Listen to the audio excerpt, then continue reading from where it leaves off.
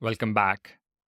In the previous section, we learned about the fundamentals of React Hook form, specifically the three pillars of dealing with forms, namely form state management, form submission, and form validation.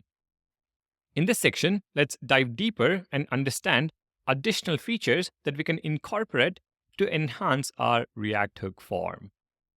The features will come in handy when you create more complex forms. This second section is divided into three parts based on the same three pillars we just discussed. First, we will focus on the form state.